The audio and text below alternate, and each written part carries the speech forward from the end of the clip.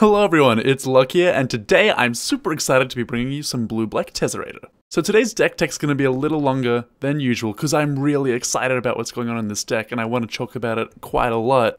But I will put a little timestamp on the screen right now so you can skip ahead to that timestamp if you do not want to sit through a longer deck tech. But jumping into the deck, the reason I'm super excited to play Tezzerator right now is because I like the idea of playing an artifact prison deck in a meta full of all of these like super fast, linear, aggressive things like Hollow One and Bridgevine and these sorts of decks.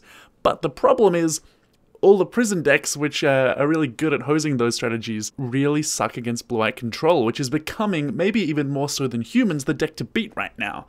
So the problem is, not that the prison cards are all terrible against control decks, but that they don't apply any pressure to the control decks. They give them forever to draw whatever they need, whether it be Detention Sphere, Teferi, Cryptic Command, whatever. Counter Magic is good, card draw is good, filtering and so on. They're all very good against these strategies as they allow the opponent to slowly pull apart the prison and break out and kill you. I don't want that.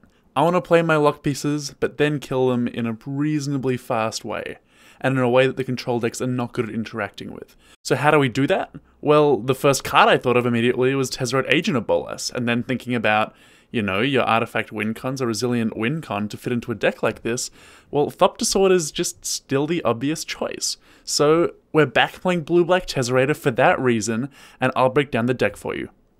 So I did say, first and foremost, I view this deck as a prison deck.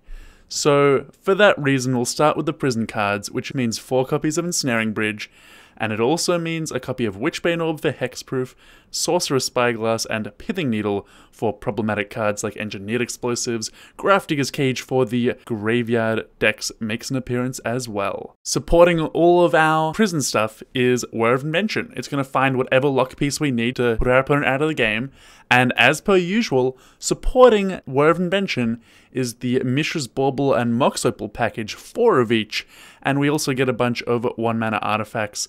Some of them are prison pieces. One of them is Pyrite Spellbomb as a 4 of. These are really good at ensuring that we have stuff to tap for our improvise, and they also enable us to play a really cool mana base with Glimmervoids and Spire of Industries in it. So I was just talking about Pyrite Spellbomb. So this card not only is a cheap artifact which can cycle, so it's never dead against anybody, but it's also really good interaction against humans, right? Because we really are scared of Kitesail, Freebooter, and Meddling Mage, but this comes down on turn 1 and it kills them before they can get bigger. So this is a really important piece of interaction in this deck right now, and I'm running the full 4 copies for that reason. Also, like I said, to support the improvise, to support the Glimmervoids, because it cycles against control. It's just never bad. So I've just got a couple more support cards to talk about. We have Bottled Cloister, which has made an appearance before. This one is good because our curve is a bit higher and a bit clunkier than some of the other prison decks, like Lantern Control, for instance. So we do sometimes have a bit of trouble emptying our hand. Similarly, we get Collective Brutality. Really good interaction, happens to hose some random decks like Burn, it's good against combo, it's good against control, but it also, again, lets us empty our hand of expensive spells to help make Bridge more powerful. Finally, in the spells department, we have Serum Visions just to make our draws more consistent. Really nice card in a deck like this, because we usually don't care about how many cards we have in our hand, but we care a lot about which cards we find. Our mana base we've already talked about. We've already talked about our threat package. The only thing that's left really is Inventors Fair. Really good card supporting any artifact deck. Similarly, Academy Ruins. Just auto-includes in this type of archetype. Now moving on to the sideboard, we are going to start off with a couple of really nice inclusions. We have Psy Master Thopterist as a 1 of. This card is here for the control decks. The KCI decks, Krark Clan Ironworks have been playing this a lot lately, and I'm super excited to test it out in the Tezzeret archetype. The idea is it's an alternate win con, it doesn't care about Stony Silence, it's grindy, and hopefully they won't have creature removal post-board for non-artifact creatures. If they don't have removal, then Padeem becomes insane. He gives our artifacts hexproof, draws us cards, and can take over the game very quickly. He's tried and tested, size the new kid on the block in this department.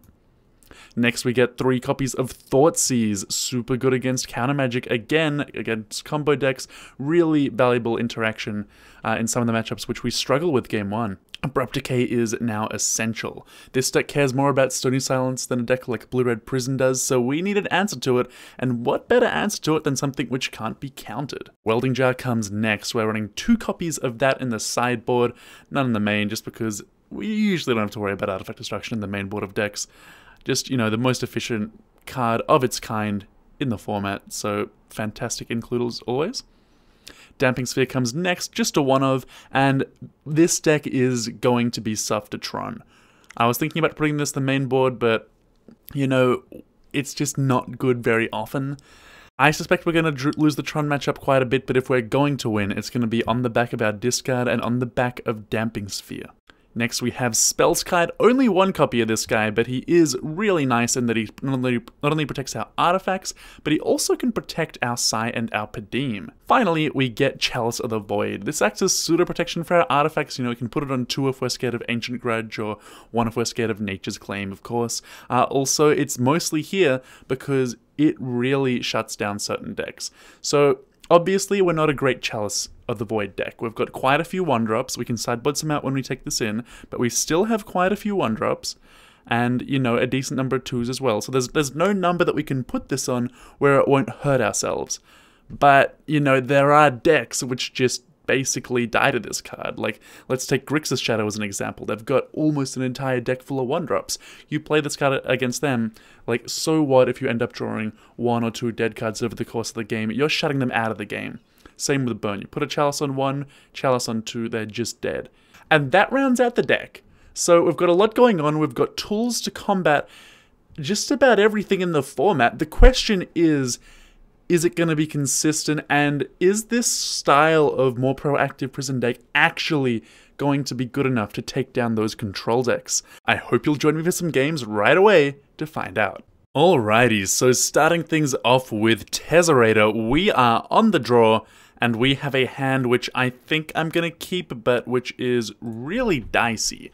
So I'm keeping it because we have 2 cards that cycle in Pyrite Spellbomb and Mishra's Bauble, and we will be able to turn on our Mox Opal on turn 1 because of that.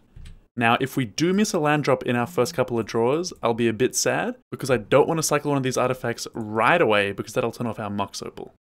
Good news is, next turn we can play out our Thopter Foundry to keep our Mox Opal on, and then cycle our Bauble without any downside to doing so. But yeah, if the top card of our library right now is going to be a land, we'll be in really good shape. So it looks like the opponent is playing Blue-White Control. They've got Flooded Strand, Hallowed Fountain, Opt. Obviously playing some copies of Terminus in their deck. And it looks like they're just going to pass it back to us with 2 lands up, and it's not ideal. We didn't hit the land we wanted. Let's see if our Thopter Foundry resolves. Uh-oh. So Thopter Foundry is not resolving. And because we missed on land, we are now in a really dicey spot. So it's hard for me to know if I'm supposed to be now cracking these things. I think I'm going to, and just turn off my Mox Opal. This is a bit sad because it's just not coming back online even if we draw lands for quite some time. But if we don't draw more lands right away, we're going to lose the game. So we have to be able to deal with that. Alright, the opponent's playing a Gideon of the Trials here. Not the end of the world. And we drew 2 cards just now for our turn, but unfortunately, we missed on a land. So I'm going to play out the Pyrite Spellbomb, which will turn on the Mox Opal here, then I'll sacrifice a Pyrite Spellbomb to draw a card, hoping to hit land. And we only hit a Mishra's Bauble, so unfortunately, it looks like we won't actually get a good test of the deck this time around against Blue-White because of Mana Screw. And maybe I should have mulliganed this hand, but we actually have every tool we want in the matchup. And I think we had a pretty reasonable chance of hitting our lands in time. Alright, we get to draw 2 cards this turn. Glimmervoid, Serum Visions. Alright, those are some pretty good ones. Those are some pretty good ones. I'm going to cast this Serum Visions. Right, and we find a Mishra's Bauble, Pithing Needle, Collective Brutality. So I do like Pithing Needle and Collective Brutality in this matchup, but we're still looking for lands because we didn't draw any off these Serum Visions. This Bauble will turn on my Opal though, which will let me Collective Brutality my opponent. And we see their hand is Path Celestial Colonnade Island, which means the opponent is basically working with nothing right now. So I'm going to crack my Bauble again, still valuing lands above anything else. They're drawing a Logic Knot for turn, which is obviously going to be a nuisance. And they are going to start rumbling in with their Gideon of the Trials. Alright, we're drawing 2 cards again this turn. We find a Tezzeret and a Needle. Oh, that's not exciting at all. I'm going to lead off on the Pithing Needle. We'll see if it gets hit by that Logic Knot. Alright, opponent is going to Logic Knot, but that means they're down to having nothing in hand. I'm going to cycle this Spellbomb to hopefully finally find my 3rd land. Okay, and we did find it this time. Thank God. Alrighty, so our opponent is just playing out the island that we knew about. We don't know anything else in their hand right now. We are taking 8 down to 8. And we draw an island for turn, which is exciting. It's exciting news for us. So now we have options, right? So we need to do something. If we just cast out our bridge, they can attack with their Colonnade and their Gideon, and we will just die. So our options are really either Whir for a Pithing Needle to name either Colonnade or Gideon. Probably just going to name Gideon. Alternatively, we could play a Tezzeret, make our Mox Opal a 5/5, and try to then just kill this Gideon outright. So the Tezzeret plan does lose to Path to Exile, but the opponent's only drawn 1 random card at the top of their deck. It would have to be exactly drawing Path to Exile for us to lose if we go for that plan. If we go for the Pithing Needle plan, I don't think we can lose right away. I would really like to save my Whir though. There's high upside in the Tezzeret play. The Tezzeret resolves. And there is the problem that unless we draw a land, we're still going to die through an Ensnaring Bridge next turn anyway.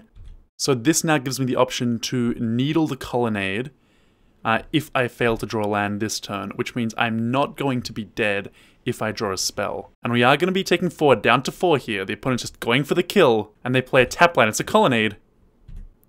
Oh, and we draw a land anyway. Oh, this is really good for us. This is really good.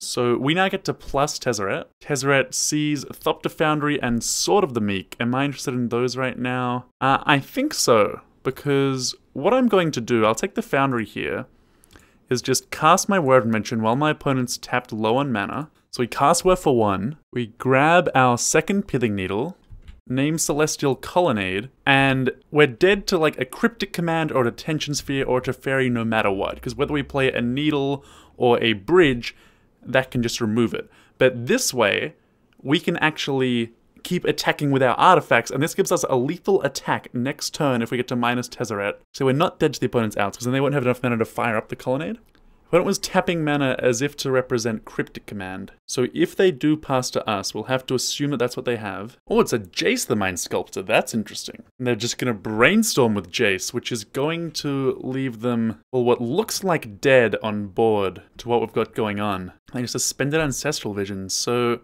this is interesting. Oh, Spyglass is a really good draw.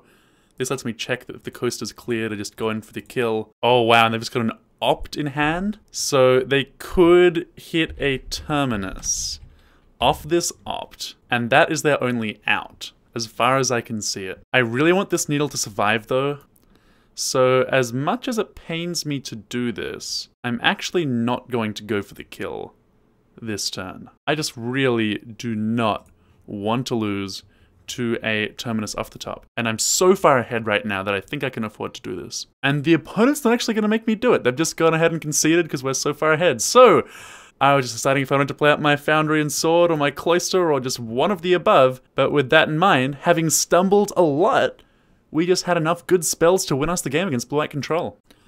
Alrighty, so for sideboarding against Blue-White, I like to trim down on some of my artifacts with activated abilities just to make myself less soft to Stony Silence. So for that reason, I cut the low impact cards a bit. So I'm cutting my 4 Pyrite Spellbombs, I'm cutting my 1 Mox Opal and 1 Mishra's Bauble, keeping in the rest because they are important mana sources, but I can afford to just do a bit of trimming, and obviously these cards are dead if they're under Stony Silence. So I get to cut a couple of Ensnaring Bridges as well. We do need to keep in a couple to deal with things like Gideon and Colonnade. We usually get clocked pretty slowly, so we don't need to find one right away.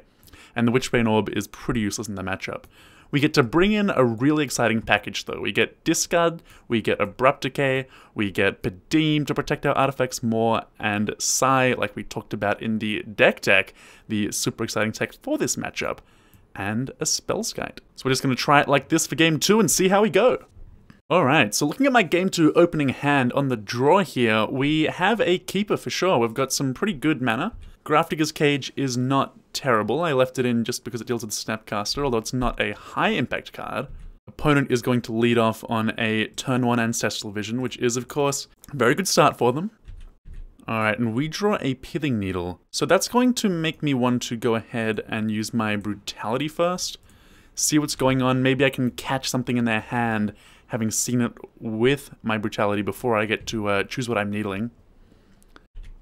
Alright, and it's a Celestial Purge and a Cryptic Command. So Celestial Purge can hit Thopter Foundry or Tezzeret, which are our 2 best threats. Cryptic Command, though, is generically the most powerful card. I think I'd rather take Cryptic Command. Yeah, I think I have to take Cryptic Command because it can break up anything else I do anyway. And yeah, with that information we just got from that, we now know that we can name Teferi with our Pithing Needle, which is the best card to name anyway, the best activated ability against us. The question's just going to be if we can wither the storm of 2 Ancestrals ticking down. Opponent also lucky to hit their land drop there. We knew that they didn't actually have any land in hand. Alright, and we find Abrupt Decay, Sorcerous Spyglass. Well, we don't need an Abrupt Decay right now, so I'm going to be inclined to leave it and just hope that we find another one if we need it later on. Sorcerous Spyglass is also a very, very good card in this matchup, so I'd hesitate to ever throw it away. Yeah, I think I'd best hold on to that one. It's just too important. We did draw another Serum Visions, which is nice, so we get to cast that as well as our Needle. Alright, and this is what I'm talking about. So we found some land, another Whir of Invention. The issue is that the land is not blue, and we don't have triple blue for Whir of Invention. For that reason, I think I'm actually going to chuck both of these cards to the bottom and just look for a blue source so I can develop my board a little bit faster. Needle's down, naming Teferi, and yeah, the opponent's going to start some Snapcaster beats, knowing that with Cage in play, it's pretty useless. Ancestrals are going to start resolving next turn. They're going to draw 8 cards over the next 2 turns, 6 extra than normal. And it's a Search for counter off the top for them, another good draw. Speaking of good draws though, that is a Padeem Console of Innovation. And I'm going to go ahead and run it out. It blocks Snapcaster Mage nicely, it gives our artifacts hexproof, and I want to start drawing cards as soon as I can. If the opponent has sideboarded out their creature removal, it may be that their only out could be Detention Sphere at this point. Alright, Ancestral's coming down. That's unfortunate. There's a Path to Exile still in the deck. Does give us our triple blue though, so it's not all bad news, but it's pretty much all bad news. Alright, so we're taking 2 there. I'm gonna lead off on my Sorcerous Spyglass, not my Whir of Invention. See if the opponent's drawn a Logic Nut. They have, but they are not interested in countering the Spyglass apparently. And now I have 2 options here. I can name Azcanta the Sunken Ruin, or I can name Jace the Mind Sculptor. I'm gonna name Azcanta just because if they do cast a Jace, I should be able to respond with a Whir of Invention for my last copy of Pithing Needle. And for the time being, I'm just gonna pass the turn rather than run out my bridge into the Logic Nut. So we can hold up Whir in case they draw a Planeswalker here. They do get to draw 4 cards this turn, of course, with Ancestral coming down. And if they pass it straight back to us, I'm actually not going to Whir either. I'd rather just wait and hopefully draw a discard spell to force through my spells without having to trade off anything high value. Alright, so the opponent did find a Field of Ruin. I'm just going to keep taking 2 damage for now. Ooh, and we drew Sword of the Meek. That's the kind of card which is a really good one to hit, because it means that Whir is now a much more scary card for the opponent. I'm just going to pass back to my opponent now, not play anything yet. If they tap out, I can grab my Thopter Foundry. Ooh, they've actually tapped down to 1 card in hand. I'm actually going to use this chance to cast my Whir of Invention here. Yeah, and it's going to get through. So, Thopter Sword online. Opponent getting a little bit too far ahead of themselves with these opts. Alright, so we do get the Celestial Purge from earlier out of our opponent's hand. They're also going to path the token I just made, which is going to get the last basic land out of our deck. We do get to keep our Sword of the Meek though. We're going to go down to 12 life here. Ooh, that's not a bad draw, Thopter Foundry. So I'm going to lead on an Ensnaring Bridge because the opponent is probably going to feel like they need to counter this. And that should clear the way for our Thopter Foundry to resolve, and we know that we've gotten rid of Celestial Purge. But the opponent does still have a couple of unknown cards in hand. They just let it resolve. That's odd. Alright, well, I really don't want my second Thopter Foundry to be hit by the Logic Knot. We know it's been in their hand all game, because we saw it with Collective Brutality. Right, and that's a Mox Opal. Cast it to keep my hand empty. And I'm just going to keep passing the turn now. So we really want to hit a Thoughtseize or a Collective Brutality. Or just, you know, another Foundry or a Whir of Invention, so I can feel like I have the ability to force through the Foundry through a counterspell. Abrupt Decay is not terrible. It's a little awkward though. I'm actually going to run out the Thopter Foundry now. I really want to keep my hand empty to keep Bridge good. And this is frustrating because it means I'm going to throw away my Thopter Foundry. But what would be much more devastating than having one copy of Thopter Foundry counted would be having a Detention Sphere go uncontested. And I don't want my opponent to be able to clock me. It's possible I should just be taking the damage for a couple of turns. Yeah, it does draw out the Logic Knot. Yeah, 12 life against a deck with no reach. It's probably true that I should be feeling pretty safe to take about 2 or 3 more damage before I'm worried about anything. Opponent's got to get into the trials, but this card is terrible in this matchup. And now it's just a matter of who draws something good first. Opponent does have a Sorcerous card to helping them out in their quest to find a good card though. I suspect that we probably have more good cards to draw though, so it's not all bad.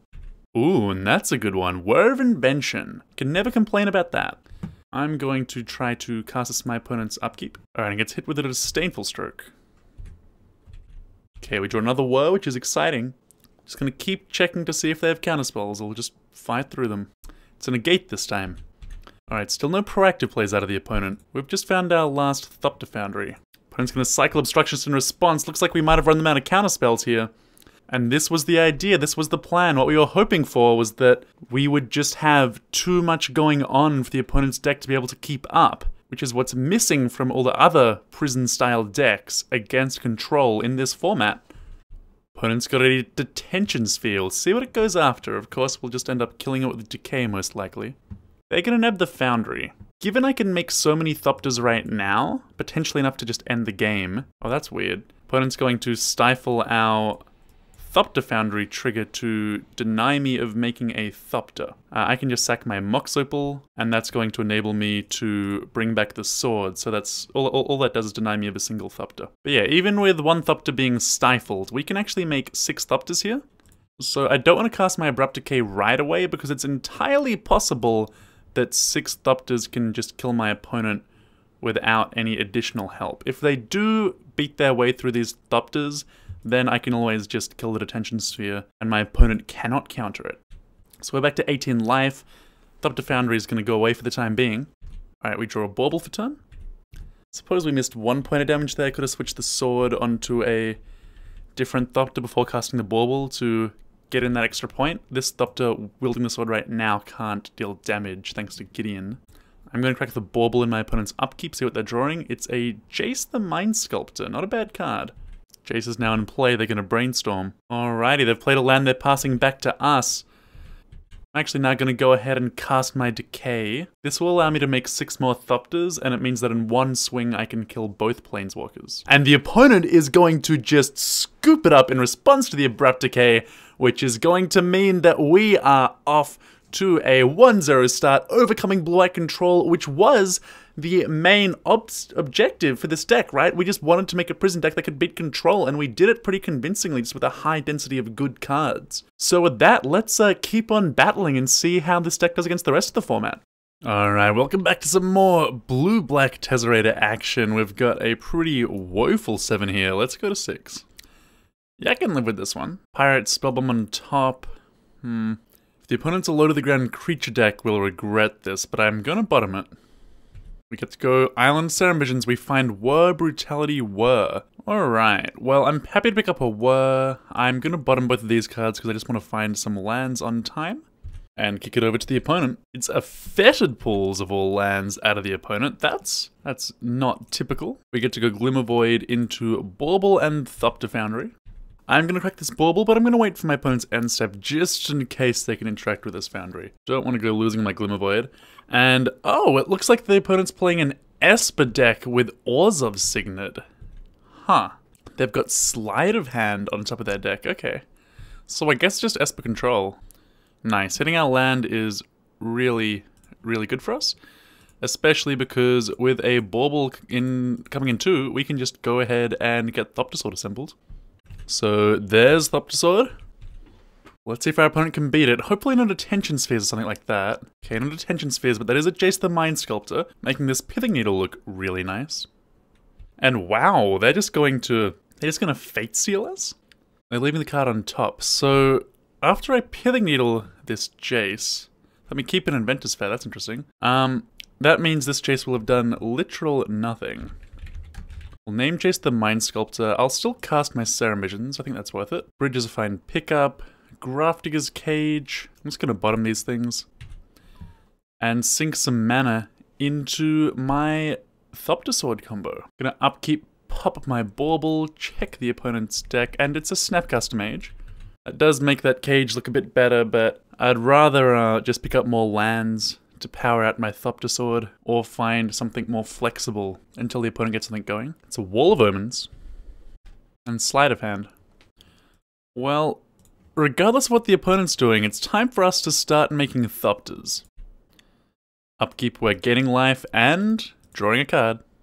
Land is good, I don't think I need to play this Spellbomb or anything.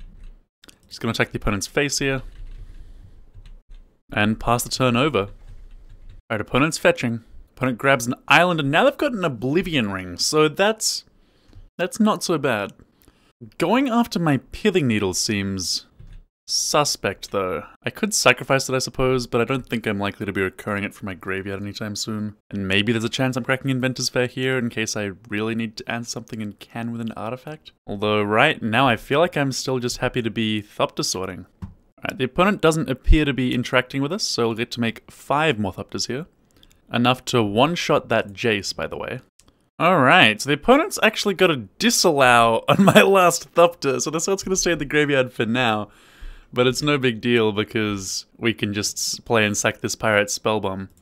In any case, we now get to pick off the Jace the Mind Sculptor here and just get in our opponent for 1 damage.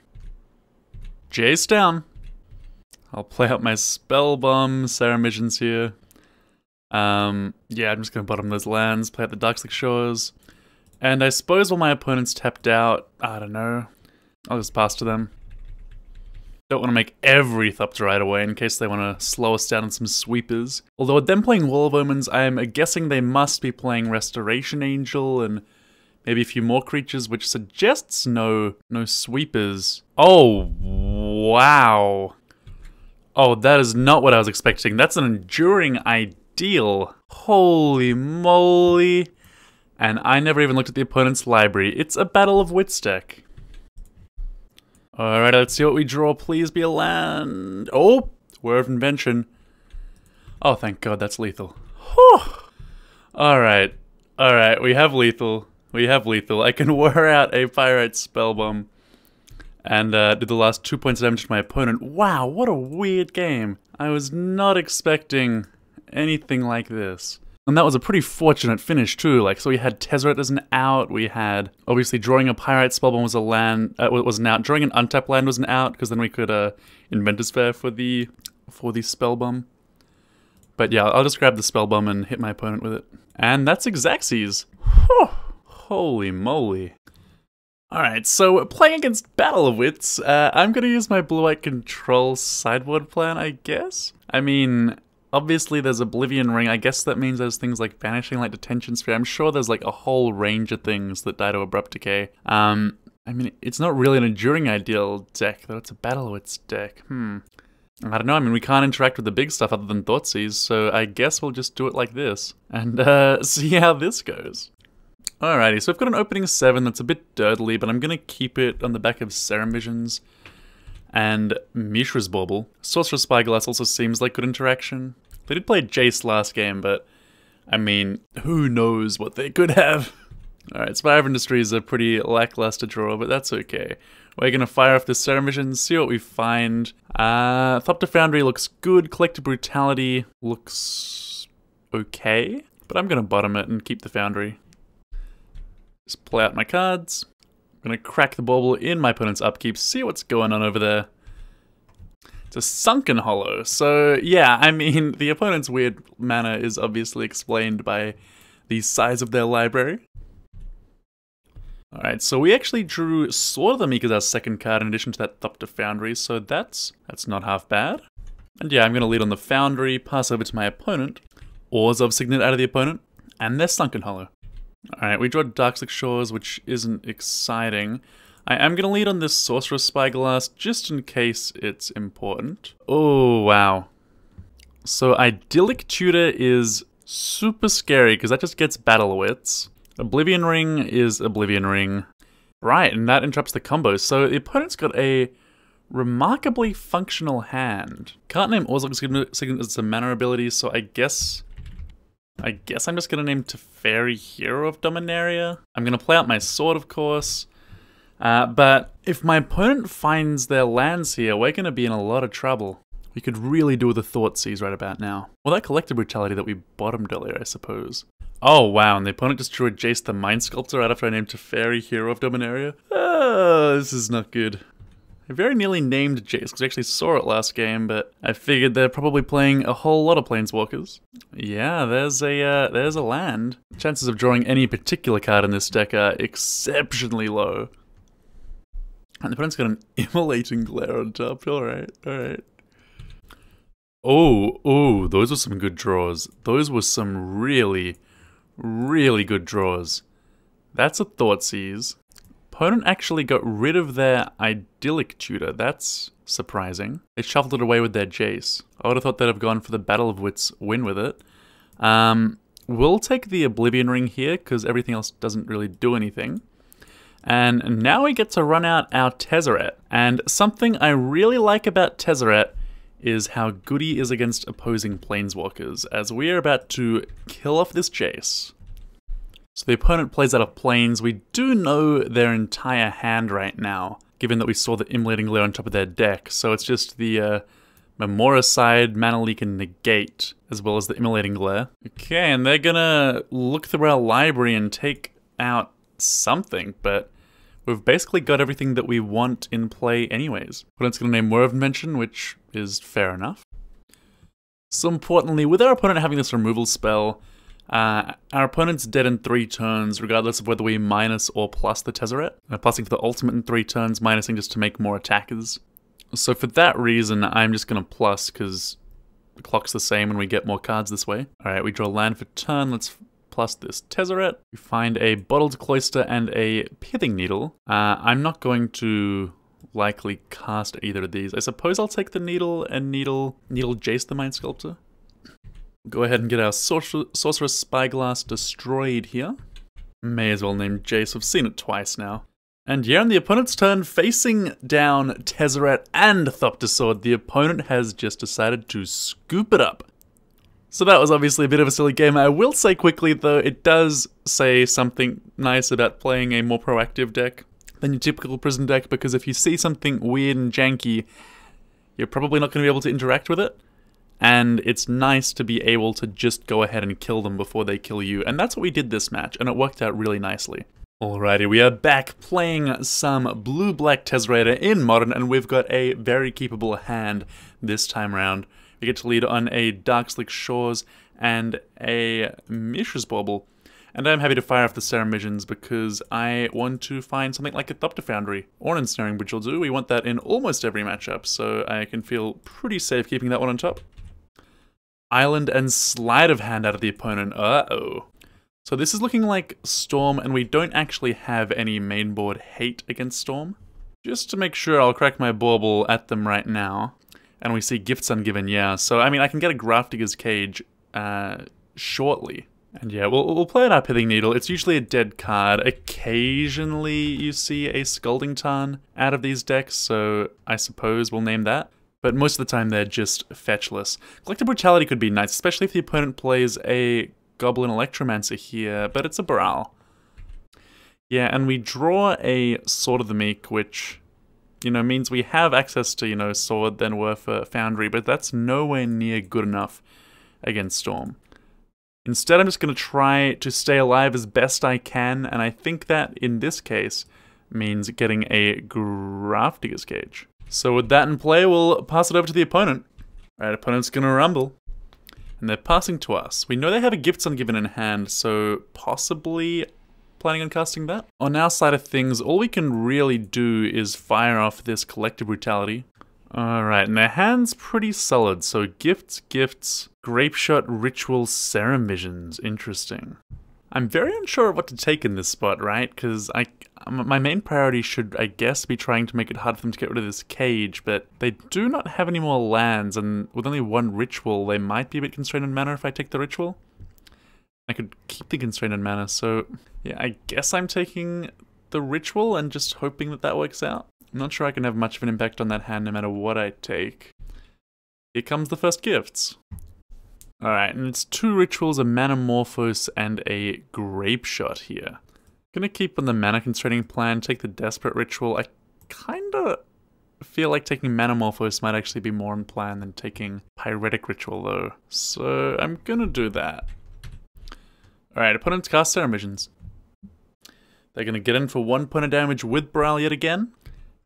And they drew a Manamorphose. There's the Pyretic Ritual. Another Manamorphose. Another Ritual. Wowee. They had a lot of mana on top of their deck. These Gifts Ungiven. So we know 3 of the 4 cards in their hand right now are Grapeshot, Baral. Yeah, and this is a much scarier pile. So Noxious Revival is always a scary one. Remand, Unsubstantiate, Grapeshot. So if we were to give them this Grapeshot, they could cast Grapeshot 3 times and we'd be dead. They don't actually have a Pass in Flames or a way to get one right now though. So I feel like that means I'm supposed to just go ahead and bin the Grapeshot and the Remand and hope that their last card is not card draw to get this Grapeshot back, like a Manamorphose would kill us. So I'm going to bin Grapeshot and Remand. The opponent can, of course, actually just unsubstantiate the Grapeshot back to their hand, so they're basically giving us a bunch of copies of Grapeshot. Okay, they're putting Manamorphose on top of their deck. Oh wow, and it's an opt. So that means we're dead. So we'll try again in game number 2. Alright, so the good news is against Storm, we get a lot of sideboard action, although I don't think we're going to be in a good spot even after sideboarding. So we get to bring out a couple of Ensnaring Bridges, all of our Needle effects, all of our Pyrite Spellbombs, and a copy of each of Thopter Foundry and Sword of the Meek, because it's just such a bad win con against them. And now we get to bring in Thoughtseizes, Chalice of the Void, Damping Sphere, and a bunch of ways to protect our artifacts. So we'll try it like this, certainly much better than last game, but we'll see if we can actually stop them this time around. Unfortunately, our opening hand has no disruption, and even if we can turn 3 this Tezzeret, it's just too slow. And we're now going to wind up keeping a 6, which also has very little disruption. Collective Brutality is not amazing. I'm wondering if we're supposed to keep it or if we're supposed to dig for like Damping Sphere or a way to find it. Yeah, I'm actually going to bottom it. It's not terrible. Discard is good, but I think we need a miracle. So we'll lead off on Serum Visions. And that's all lands, so I'm going to bottom those. Not going to crack the Bauble because that'll turn off my Mox, and I do at least get a turn to Ensnaring Bridge, which is great against Empty the Warrens. Glimmervoid off the top. Good thing we just bottomed 2 of those. Alright, we're just going to stick. Now I'm going to crack this Bauble. We see an Abrade on top of the opponent's deck. Thankfully we do have our Welding Jar. Though we don't really have any artifacts we especially want to protect right now, as Baral enters the fray. Yikes. And unfortunately, Thopter Foundry isn't exactly the disruption we were hoping for. Don't even have enough mana to crack Inventors Fair, even if we didn't cast anything there, so we're just at the mercy of the Storm player right now. And yeah, we've built this deck to basically try to hate on a bunch of creature strategies and more linear decks, but as you can see, it's not going to cut it against combo. You know, we could probably build it to be more reasonable against combo with more discard and such, but I don't think we can cover the creature matchups and control and the combo. Like, it's modern, no one can do that. But yeah, opponents is casting ritual after ritual, 2 Manamorphoses, 2 rituals. Here's a Gifts Ungiven. I've got no disruption. So if they just make their usual gifts pile, then I'm just going to be dead. Yeah, and that's the match. So, a quick loss to Storm. Alrighty, welcome back to some more blue-black Tezzerator. We've got an unkeepable 7 on the draw for this match. And yikes, this is a dicey 6, but I'm going to keep it and scry Thopter Foundry to the top. And it's a Glacial Fortress out of the opponent. Looks like we might be in for some blue-white control yet again. I'm gonna go ahead and crack our Bauble right away. We've seen a Johnny Vengeance on top. Ooh, this is gonna be interesting. There's at the very least some red in this deck. So opponents played a Ghost Quarter passing back to us. We find Serum Visions and a Mishra's Bauble here. And I am gonna go ahead and run out my Thopter Foundry, see if the opponent has any counterspells. Alright, they actually have a Spell Snare. Well, that was never gonna be used on anything else in our deck except for maybe Brutality, so that's not a bad trade. We're gonna crack another Bauble in our opponent's upkeep. We are gonna need to keep an artifact in play soon because we do have this Glimmervoid sitting around. But our deck's all artifacts and I've got a Serum anyways next turn. Alright, oh, those are some nice draws. We find a Sorcerous Spyglass and an Ensnaring Bridge. Unfortunately, if the opponent's got a counterspell, they're gonna be able to get our Spyglass. But the ideal scenario is if they use their only counterspell on a Spyglass, we then get to resolve Tezzeret. It's gonna be an opt-in response. Put on Scribe to the bottom, and oh, that's a nice. Oh, this is very interesting. So I think we're naming Jace the Mind Sculptor because they've got two of those: a Settle the Wreckage, a Parthen, and a Johnny. Wowee, there's a lot going on over there. So Jace the Mind Sculptor is the name. If our opponent doesn't find a fourth land, they're going to be in a lot of trouble here in a sec.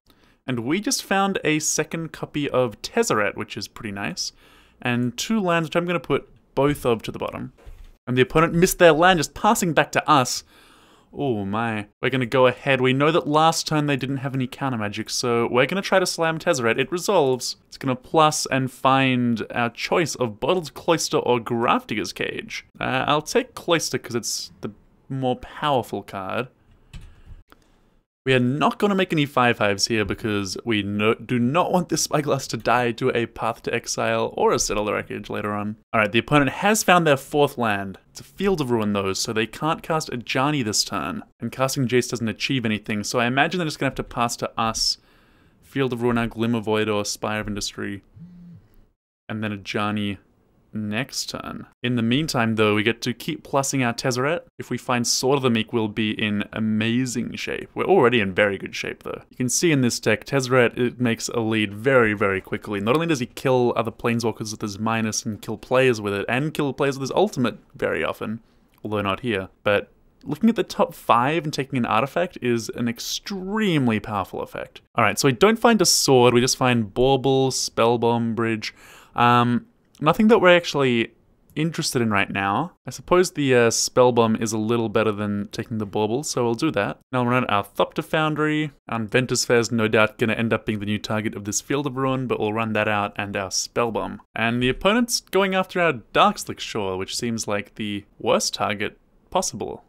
And they actually got a basic island, not a mountain, so they still can't cast a Johnny or Settle the Wreckage. Jace is still dead, so they have two unknowns in hand, but every single card we know about in their hand is just completely useless right now. The only thing I can assume from this Field of Ruin is either they don't have any basic mountains, which I'm not going to assume. I'm going to assume that they must have drawn a Cryptic command. And we find Sword of the Meek, which is exactly what I was hoping would happen just now, because Sword of the Meek is not a card you ever want to be countering with a Cryptic command. It goes to the bin, can sack any artifact and get it straight back.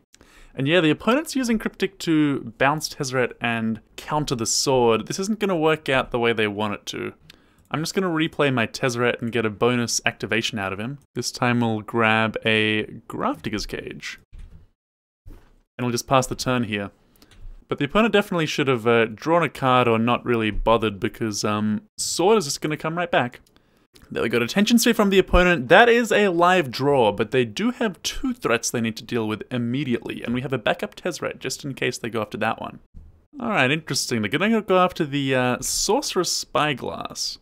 So it's going to free them up to play Jace next turn, but the problem for our opponent is that our Thopter Sword is going to dominate their Jaces by just killing them the second after they're played. So it'll basically be a 4-mana Brainstorm that the opponent's freed up. And if we're lucky, our Tezzeret plussing here in just a second might just find a Pithing Needle too. Also a problem for the opponent is that they are dead next turn to Tezzeret ultimating, given how many Thopters I can make over 2 turns. But for now, I'm just going to plus. Witchbane Orb and Mox Opals. I don't want the Witchbane Orb for anything, so I'm just going to take an Opal, and we'll just dump all the little things out of our hand now. And with that, we'll pass the turn. Alright, opponent's gonna cast Chase, it's gonna resolve, and I think that they're still going for this means that we've just won the game. Alright, opponent's passing back to us, so we will get the Thopter Sword going up again. Yep, so I got to make 5 Thopters end step. Opponent's gonna path one of them. That means they're now tapped out. We've got enough artifacts in play to just have lethal. After Tezzeret ultimate, so I'll just go to combat, hit them for 4, and get Tezzeret to finish the job. And that is another game one, not blue-white control, this time a Jeskai build. It's basically blue-white splashing red, it seems. They don't seem to have much red matter going on at the very least, but the opponent certainly did stumble on lands this game. And even though the opponent might have a bit of burn, we didn't see much, so I'm still taking out my Witchbane Orb and doing the exact same sideboard plan as I did for the blue-white control last time round, so let's try it like this. Alright, so for game number 2, we're on the draw, but we have a pretty solid opener. It's a weak opener against Stony Silence. But if the opponent doesn't have Stony, we're in business. And oh, there was one problem with our opener, and it just got fixed on our very first draw step. Leading off in Serum Visions, of course, looking for lands, and we find them. I'm thinking about these baubles. There's nothing wrong with them. They don't actually do anything, given I'm just going to go Thopter Sword over the next 2 turns, by which time Mox Opal will be turned on anyway. And I can't do anything with the 1 mana I'd net if I could turn it on next turn.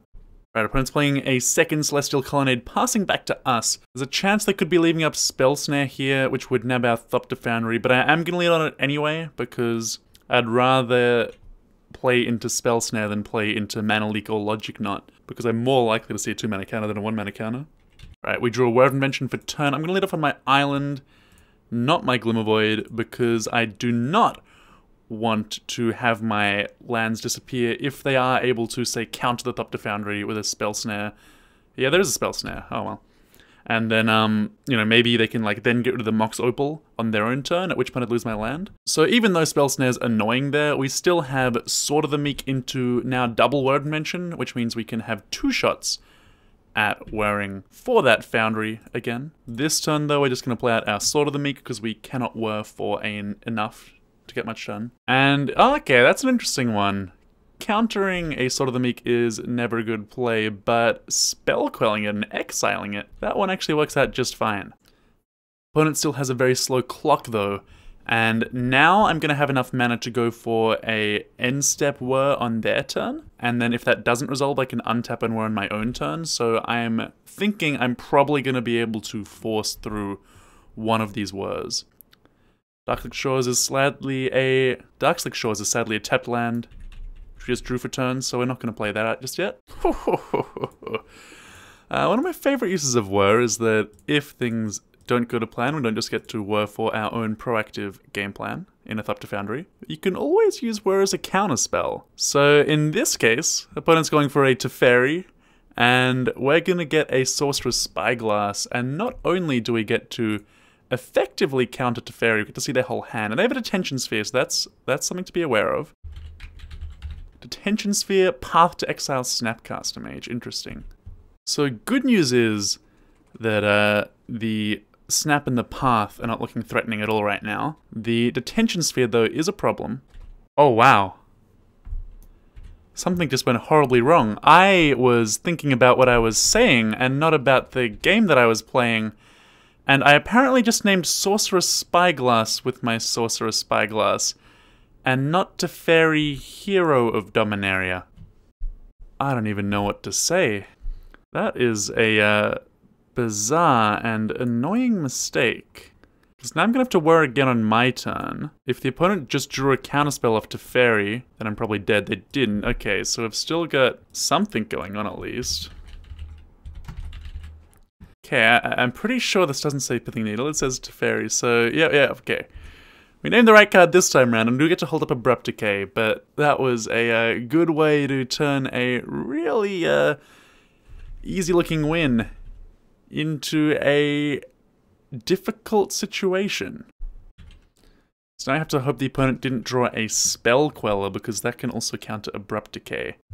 Yes, unfortunately the opponent's going to get a single Teferi activation out of this. Oh, or not, they're just going straight to combat. Or not, he says. Alright, so we're playing horrendously. The Metalcraft just got turned up by Detention Sphere, but our opponent didn't activate didn't activate the Teferi anyway. So I don't know what's happening anymore. Things seem to be all over the place on both sides of the equation. Alright, I'm gonna go ahead and try to get back my needle in my opponent's upkeep here. I'm not doing it on my own turn in case I have a spell queller. I'd rather be hit for 2, not 4. Alright, so the Abrupt Decay resolves, which is nice news for us. We'll go ahead and name Teferi again. The reason I didn't cast Sai there was because I want to actually activate his ability to sacrifice my Opal and my now useless Sorcerous Spyglass. So I wanted to have enough mana to play him and then activate him. And obviously playing Abrupt Decay this turn was more important. We do know the opponent's got a path in hand, so the Sai is gonna die the turn that I play him. Okay, and we just drew a Thopter Foundry, which is decent. Just means we have to get rid of this Spell Queller or find a sword. In any case, I'm gonna go ahead and play my Sai. Opponent did have the option of attacking with the Colonnade though, and chose not to, so they're probably holding up counter magic. We know they have Snapcaster plus Spell Snare available. We also know they have Path available, so just one unknown card that we're thinking is probably a counter spell. Yeah, and it is actually a cryptic command, so basically what we expected. I'm not gonna run out my Thopter Foundry because I don't want to give them any value out of Snapcaster Spell Snare. Annoyingly, the opponent now has Snapcaster Cryptic available, which they could use to bounce my Needle or something like that, if they so choose. If they were feeling very generous, they could bounce out Spyglass. Okay, we draw a Mox Opal, which is completely dead, so we're just going to pass the turn. Our life total is getting very, very low, unfortunately. So we are going to need to find something, basically next turn, or we're dead to Colonnade. Okay, opponent's not attacking with the Colonnade this turn. But presumably they will with a lethal attack next turn. But when they found a Jace the Mind Sculptor, yikes. Alright, Jace is going to Fate Seal us, and they're leaving the card on top, which means we must be dead. Alright, and that is going to be the game for game 2, so a complete brain fart and suddenly the game gets thrown away. But we do have another shot at it. I'm not going to make any changes here. I think our setup is just fine. Hopefully we'll draw a Thoughtseize at some point and get that going on because it's one of our best tools. But I think we had more than enough to win that game if we played it properly. Alright, so on the play for game 3, we have a really good opening hand. Thoughtseize into Thopter Foundry into Sai, and Whir of Invention as well. Opponent does have a really strong opening hand too, and it's actually not an easy decision what to take here. Turn 1 Ancestral is such a strong play, I might just have to take that, but Cryptic, Spell Queller, and Snapcaster are all really, really strong. I think it's just Ancestral Vision for now. Alright, opponent plays their Flooded Strand, passes back to us. Drawing Mox Opal isn't so bad. It does mean we'll hopefully be able to get a bit of value out of our Sai Master Thopterist once we cast it. And yeah, opponent is going to opt in response to our Foundry. Alright, so it's Glacial Fortress into Stony Silence for the opponent. So Stony, of course, is going to be an annoying one to deal with. Good news is we do have our backup plan engaged. Sai coming down, already making a Thopter. Alright, and the opponent's passing back to us. They're leaving up a Spell Queller, so I'm not going to attack with my Thopter. I'll attack with my Sai though, and I'm just going to pass back to my opponent here. Alright, so on my opponent's end step, I'm going to go ahead and activate Sai, sacrificing the Thopter token and Mox Opal to draw a card. Oh, and Thoughtseize is a nice one. And Sword of the Meek, alright. All we need now is an Abrupt Decay and we'll be in business. Start with the Thoughtseize. We'll see if it draws out the Cryptic or the Spell Queller. Looks like it'll be Cryptic command. Yeah, there goes Cryptic. Counter draw. Alright, so I'm just going to end second main, rather, cast a Sword of the Meek, getting a Thopter. I'll crack them on my opponent's end step to draw another card. You have to be aware of the opponent's Snapcaster Mage. We'll be able to get a Cryptic command next turn. So I'm just going to end step, draw a card. It's another Whir of Invention, and a Collective Brutality. Interesting. Just going to pass the turn here. We can go for a Whir of Invention on my opponent's end step this time round. I don't especially want to actually whir for anything. Converted mana cost 3 or less. We can only whir for 3.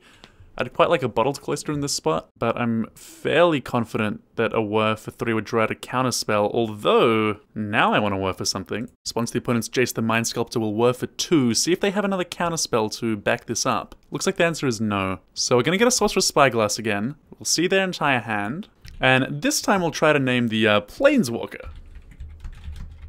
Yeah, Jace the Mind Sculptor. So the opponent's weirdly kept in 2 copies of Settle the Wreckage. That card is really bad against us. It's kind of funny that we chose not to attack last turn, because I just didn't want to trade my Sai for the Spellqueller and the Snapcaster, which actually meant my opponent missed out on getting to settle my Sai, which is not the reason why I didn't attack, but it worked out really well. Cool, so back on our turn, we found a Academy Ruins here. I mean, that card's okay, it's not exciting though.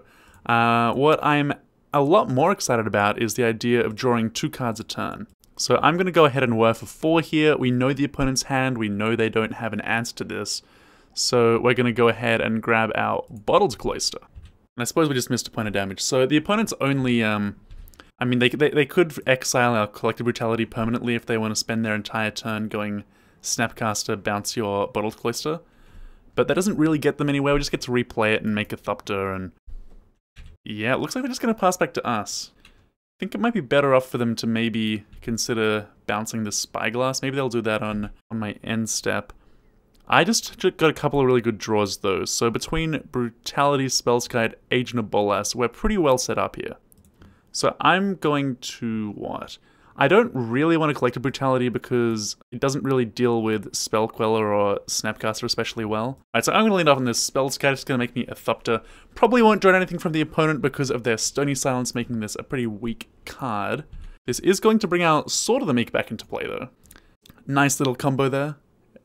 Every side token getting us half of an extra artifact. Now the only question is, do we want to be running out our Tezzeret into counter magic? And I don't really see any reason to. I think I'd be better off just going ahead and sacrificing a Thopter and Sword of the Meek to draw a card. And we find a land, okay. And the opponent is now going to go for an end step Snapcaster Cryptic, which I assume is, well, it has to bounce the Sorcerous Spyglass, right? Yeah, so the Sorcerous Spyglass is back in my hand. This is going to let the opponent have their Jace back for a turn. Were they to draw a Disenchant or Detention Sphere, they could also get my Bottled Cloister, and that would wreck me. They just played a Field of Ruin, and they're going to plus their Jace. I would have thought they'd want to get rid of the 2 Settle the Wreckages in their hand with a Field of Ruin shuffle there. But instead of just got the turn back, we're getting to pick up all of our cards again, which is nice. And we draw a Glimmervoid and Thopter Foundry. Alrighty, so we'll get to play our Thopter Foundry, return our sword, thanks to Sai. I'm just going to go ahead and play out the Spyglass here, which is almost certainly going to get Spellquellered. Our opponent opted not to Spellqueller it. Suppose they don't like Jace. And yeah, I still can't bring myself to run a Tezzeret into a Spellqueller though. That card's just a little too valuable. I'm also happy to take it slow here just because between Sai and Bottled Cloister, I'm basically drawing 3 cards a turn. So we'll go for the end step, sack sword, sack Thopter, and on the Tezzeret. And I'm actually only going to activate this 1 time, because I want to be able to make my Thopter into a 5/5 potentially. Okay, cool. So we draw Mox Opal, which is going to make us another Thopter. And now that we've got 2 of them, we can start just casting Tezzerets, and if they counter the first one, we can just cast a second one. Yeah, so the first one does get counted, but does the second one? Second one resolves. Cool, and we find a Grafdigger's Cage, no more mana left to cast it this turn, but I'm happy to just sit back. We've got a lethal Tezzeret ultimate lined up for next turn. Alright, I've got our hand back. Just gonna empty it, and then ultimate Tezzeret for the win. And I think it's only proper that our Pithing Needle names Pithing Needle as we close out this match. Alright, ultimate the opponent. And that is going to give us the match. So after punting away game 2, we came back and dominated in game number 3, and we had a pretty reasonable game number 1 too. So all in all, we've seen a pretty good record against Blue Eye Control. The opponent's deck this time around seemed a little bit more janky. We did see an Ajani Vengeance in game number 1, and even on turn number 1,000,000 in game number 3, we still haven't seen red mana out of that deck. Maybe there's just like 1 Steam Bench floating around somewhere that they're planning to tutor up at some point. But in any case, that improves our record to 2-0 against the blue-white control decks. And it's showing, I guess, the strength of this, just having a lot of good cards in your deck. No, not having any of the dead cards in the control matchups that these decks usually have. Let's continue. Alright, welcome back for some more blue-black Tezzerator. We've got another Unkeepable 7. into a reasonable-ish 6, which I guess we're keeping. And yeah, we'll keep a Whir of Invention for sure. Hopefully we'll scry into some lands off of our Serum Visions here. Ooh, and we do very well out of it. Thopter Foundry and a land. So I'd quite like to play Thopter Foundry next turn, so we'll go Darkslick and Thopter Foundry being drawn first. And we'll just pass to the opponent here. What is going on today? Esper land, tap land. Alright, well we're just gonna run out our Thopter Foundry. It's just Jank City today. Alright, it's going to be a Shocked in Hallowed Fountain from the opponent. So I can only assume they're holding up a counterspell here. I'm gonna hazard a guess and say this is Esper control, but last time I said that I didn't look at the deck size and it was Battle Wits, so who knows. Alrighty, well the opponent's shocking again and passing the turn. I'm pretty confident this is getting countered, but if we draw a land, I can then untap and Tezzeret. So I think I'm going to be happy to trade away my Whir of Invention. And yeah, there's a mana leak. One land. Collective Brutality. Well, let's take a look at what the opponent's doing anyways. Maybe get some value out of this needle. Okay, so we see Esper Charm. Hits enchantments but not artifacts. Some creature removal doesn't matter. Disallow obviously does matter. And Sphinx's Revelation sort of matters, but not quite this second. So I'm gonna take Disallow. I think I may as well Needle. It's possible I'm supposed to wait. Probably true. I'm just gonna name Teferi though, because an Esper control deck is surely running that card, and it's by far the best Planeswalker against us, so I'd rather it not get going. We do get to upkeep, see what the opponent's going to draw, so we'll have complete information on their hand. It's another Sphinx's Revelation, which is terrible for them. The opponent can, though, if they choose to draw step this Esper Charm, in which case we'll be discarding, well, I guess they do it now upkeep, after we draw off the Bauble. So even though the opponent's got a pretty weak draw there, we're still probably going to be in a soft spot here. Yeah, and here it comes, the Esper Charm. It's going to pick off a Pyrite Spellbomb. Tezzeret would have been great. Let's see what we draw. It's a land. Alright, opponent's playing a tapped Hallowed Fountain, so apparently not planning to Sphinx's Rev here. And we just drew a Tezzeret, so the opponent has one unknown card in hand. If it's not a counterspell, we're in really good shape. Oh, sweet, it's not a counterspell. Okay, so I'm not going to minus because the opponent's got Path anyway. So we'll just plus. Pyrite Spellbomb's not a good hit. Really hoping we can find a Sword of the Meek next turn. Really surprised the opponent didn't just shock and go Sphinx's Rev for 2 there. It's not an amazing spell, but it's better than doing nothing. You've already got a second one anyway, right? And the opponent does need to answer Tezzeret right away or they're going to be in a lot of trouble. And they're just passing back to us. It might be another draw step. No? Okay. I don't think I even want Bridge in this matchup, so I'm just going to take the Bauble, am I? No, I'll take the Bridge. Alright, so we're sticking our Opal, our Spellbomb. And before I even go to cast my Bridge, I'm actually going to cycle the Spellbomb looking for a Sword of the Meek. We find a land. We'll now go to cast our Bridge, play out our land, and pass the turn. Alright, so Sphinx's Rev for 3 from the opponent. And an Ashiok Nightmare Weaver. Alrighty! This is a Planeswalker I'm a massive fan of. It's not going to do much against us. Witchbane Orb, Sorcerous Spyglass, and Ensnaring Bridge. Those cards are all good. Well, at least 2 of those cards are very good against Ashiok, funnily enough. But, oh, no, that's bad. Okay. Outer End, taking out Tezzeret is a complete and utter disaster for us here. I mean, I can make a 1/1 flyer, but that doesn't really accomplish anything. And suddenly, we're back in trouble again. And suddenly, we're looking good again. You know, these top decks have been alright. Let's take a Sword of the Meek. Right, opponent's still going to keep exiling away. Hit a Thopter Foundry, a Whir, a Mox Opal. Alright, and the opponent's just going to pass back to us. So we're going to just make a couple of Thopters end of the opponent's turn.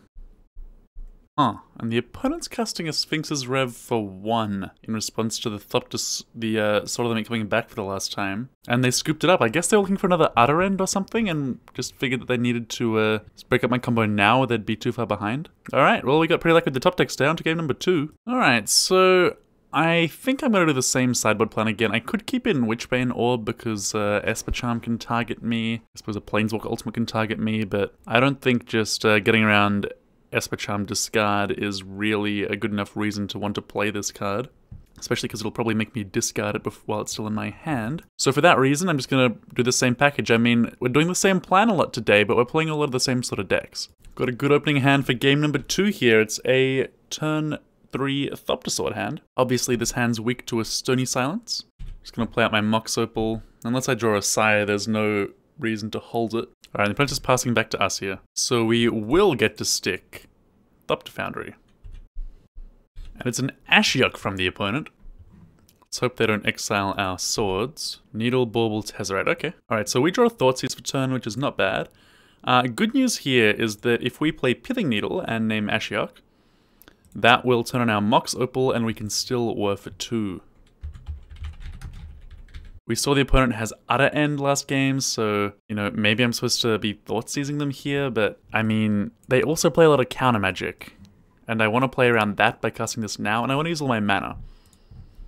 So I am going to get Thopter Sword going. If I get hit by an Utter End, it'll feel a bit... I'll feel a bit sad about it, but... So, ahem. I just cast my Pithing Needle and named Pithing Needle. Wowee, I am good at Magic the Gathering. Can't say I'm not consistent. Oh, good news for us, the opponent just played a tapped Watergrave. That means no Utter End. And now I get to go ahead and Thoughtseize them, check out what's going on. Oh, and it's a good thing we did. They've got an Extirpate in hand, which is a really good answer to Thopter Sword. Really good. Alright, there's some spicy things going on here. So Underworld Connections is good card advantage, path, Blood Baron of Vizkopa. This doesn't really interact very well with my Thopters, and they don't have any way to gain life, so the only card I'm scared of here is Extirpate, and I am scared of it. So I'll get rid of it, and just in case they draw another Extirpate, I think I'm going to go ahead and make 4 Thopters right now. Opponent's going to path the first Thopter, just get me a free land basically. Doesn't really do anything for them. And it looks like we're going to get to make our 3 Thopters unimpeded. And pass it on back to the opponent. Unlike last game, we actually do have 2 creatures in our deck, so in theory, Ashiok could actually hit something this game. And Ashiok hits a Spell's Kite, alrighty. If they ever do play a Stony Silence, I suppose it doesn't help, it doesn't protect it. So yeah, I don't think this can do much for them. I suppose Detention Sphere it would protect. Okay, opponent's going to draw 2 with Esper Charm here. And they're shocking in a Watergrave before passing to us. So I assume they just have a mana leak or something. Ooh, Whir's not bad. So I could play around another Extirpate by whirring for my sword before I do any more Thopter sorting here. I wonder if that's a good idea. But I'm just going to pass the turn to my opponent. Exiling again, this time they hit a Thopter Foundry, Brutality, and an Ensnaring Bridge. Yeah, I'm actually going to go for the Whir for Sword of the Meek here. And it resolves, so I'll grab another sword. And yeah, it looks like we're going to be able to make our Thopters without any issues. Oh, and we drew an Abrupt Decay. I'm just going to send everything at my opponent's face. Suppose I'll send 1 at Ashiok to keep it off its ultimate. One of the 2-powered ones, that is.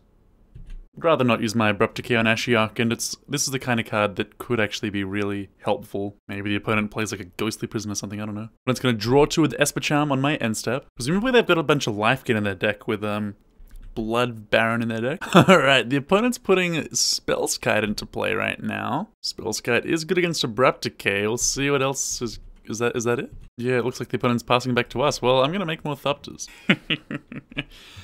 Opponent's trying to get me to equip my Sword of the Meek to their Spell's Kite. It is not a legal target because it is not a 1/1. Alright, I'm just going to leave it at this many because we've got more than enough Thopters to end the game, I imagine. Rightio, the opponent has a Cryptic to tap us down, draw a card. That will buy them 1 more turn. Suppose I better run out this Grafdigger's Cage then. And I'll play my Ensnaring Bridge too. Alright, Ashiok's Plussing again. Hits a Tezzeret.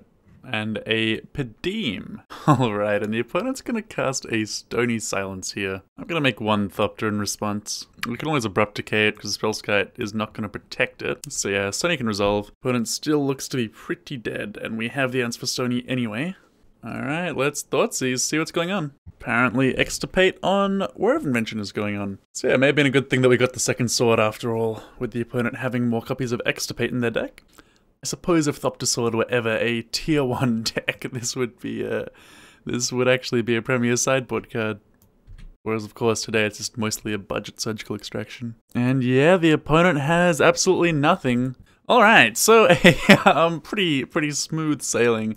We had some really good top decks game 1, but game 2 was just a good Thopter Sword deck, and it was a massacre. And, you know, this seems like a slightly janky version of Esper Control. A very janky version, maybe.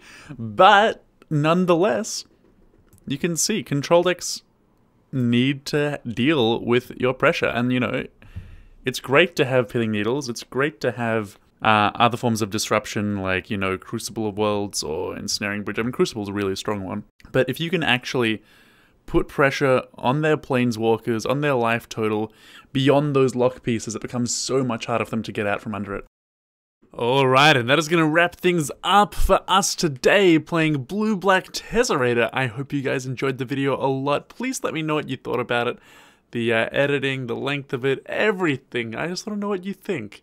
And remember to subscribe as well, because while I'm posting infrequently, because I'm just working on my own technique, my own quality control more than anything else, I will keep on posting videos with increasing frequency as time goes on and I get better at this. So I hope to see you again soon.